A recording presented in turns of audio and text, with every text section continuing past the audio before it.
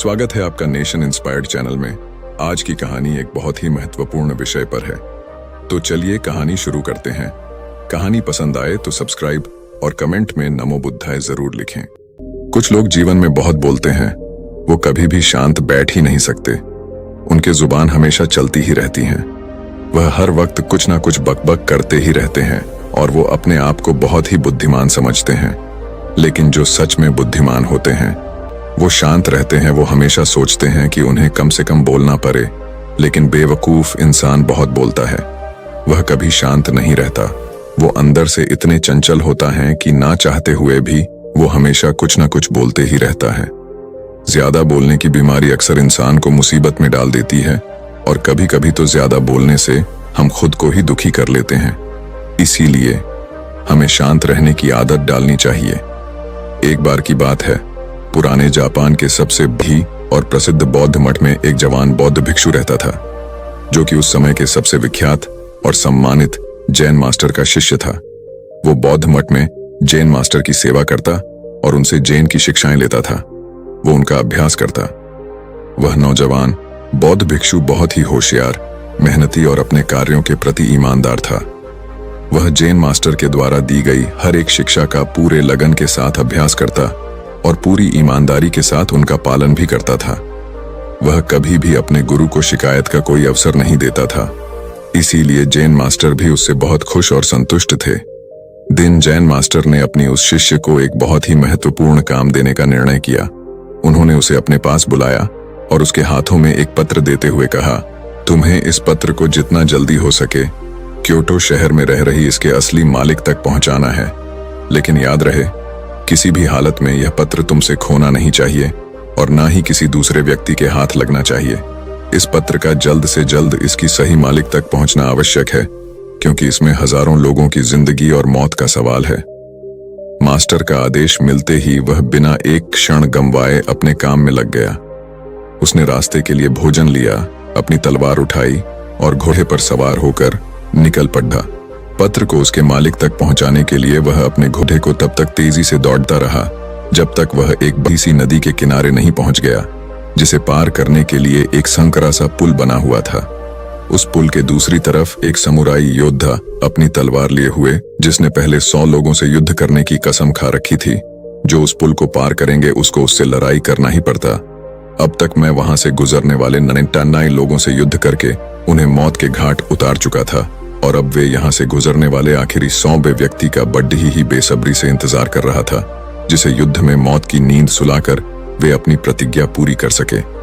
जैसे ही उस नौजवान बौद्ध भिक्षु का घोड़ा उस पुल पर चलता है, सामुराई अपनी गरजती हुई आवाज में बोलता है, तुमने पुल पर कदम रख दिया है, इसीलिए अब तुम्हें मुझसे युद्ध करना होगा।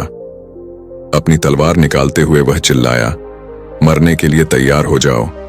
अपनी मौत को अपनी तरफ आता देख वह बौद्ध भिक्षु अंदर ही अंदर बहुत डर गया। लेकिन तभी उसे अपने गुरु की बात याद आती है कि पत्र बहुत महत्वपूर्ण है। यह किसी दूसरे व्यक्ति के हाथ नहीं लगना चाहिए। वह समुराई से पत्र की महत्ता के बारे में बताता है और उससे प्रार्थना करता है कि वह उसे उस पत्र को उसके गुरु तक वापस पहुंचा देने दे, और वह वचन देता है कि पत्र वापस करने के बाद वह जरूर उससे युद्ध करने वापस आएगा। वह उस समय उसकी बात मान लेता है और उसे वापस जाने देता है। वह पूरे रास्ते भर उस पुल पर हुई घटना के बारे में सोचते सोचते वो कब आश्रम पहुंच जाता है उसे पता ही नहीं चलता। आश्रम पहुंचते ही उन्हें तुरंत जैन मास्टर के पास जाता है और उन्हें सारी घटना के सुनाता है कि इस उम्मीद में कि मास्टर उसकी मदद करेंगे। लेकिन पूरी बात सुनने के बाद मास्टर सिर्फ इतना ही कहते हैं कि मेरे पास ऐसा कोई तरीका नहीं जिससे तुम एक समुराई योद्धा को तलवारबाजी में हरा सको। इसीलिए तुम्हारी मौत निश्चित है, लेकिन हाँ, मैं तुम्हें मृत्यु का सामना करने का सबसे अच्छा तरीका जरूर बता सकता हूं। जब तुम उस पुल पर पहुंचो तो अपनी तलवार को अपने सर के ऊपर उठाना और अपनी आंख बंद कर लेना और पूरी शांति के साथ खड़ीढ़े होकर इंतजार करना। जब तुम्हें महसूस हो कि कुछ ठंडी चीज तुम्हारी खोपड़ी को छू रही है, तो यही तुम्हारी मृत्यु होगी। इसके बाद वह नौजवान बौद्ध भिक्षु दोबारा अपने सफर पर निकल पड़ता है। इस बार वो अपनी मौत का सामना करने के लिए पूरी तरह से तैयार था। इस बार ना तो उसके अंदर कोई घबराहट थी और ना ही किसी प्रकार का डर। जब वह उस पुल पर पहुंचता है जहां सामुराई उसका इंतजार कर रहा था तो वह ठीक वैसा ही करता है जैसा मास्टर ने उससे कहा था। फिर वह अपने दोनों हाथों से तलवार को सिर के ऊपर उठाता है और आंख बंद करके मौत के ठंडे तलवार का इंतजार करने लगता है। जब समुराई उस नौजवान बौद्ध भिक्षु को ऐसी अवस्था में देखता है तो मैं समझ जाता है कि जरूर यह भिक्षु जरूर किसी सच्चे महान गुरु से मिलकर आया है, क्योंकि उसने आज से पहले आंख बंद किए हुए तलवारबाजी की ऐसी मुद्रा और लड़ाई से पहले चेहरे पर इतनी शांति कभी नहीं देखी थी। उसने ध्यान से देखा, उसके चेहरे पर ना तो मौत का डर था और ना ही किसी प्रकार की कोई घबराहट। उसने अपनी तलवार नीचे रख दी और अपने घुटनों पर बैठकर हाथ जोड़कर कहने लगा, हे महान गुरु, मुझे मेरे इस मूर्खतापूर्ण दुस्साहस के लिए माफ करे और अपना शिष्य बनाए, ताकि मैं आपसे अद्भुत तलवारबाजी की कला सीख सकूं। मुझे क्षमा करें, मेरे से गलती हो गई। मेरे अंदर लड़ने की हिम्मत है, लेकिन शांत रहने की नहीं। आप मुझे शांत रहना सिखाइए। दोस्तों, वह बौद्ध भिक्षु हम हैं और वो लारकू वीर हमारे जीवन की सबसे विकट समस्या। कई बार हम ऐसी स्थिति में फंस जाते हैं जहां से बाहर निकलने का हमें कोई रास्ता नजर नहीं आता। तब ऐसी परिस्थिति में हमें खुद को पूरी तरह से शांत रखने की जरूरत होती है।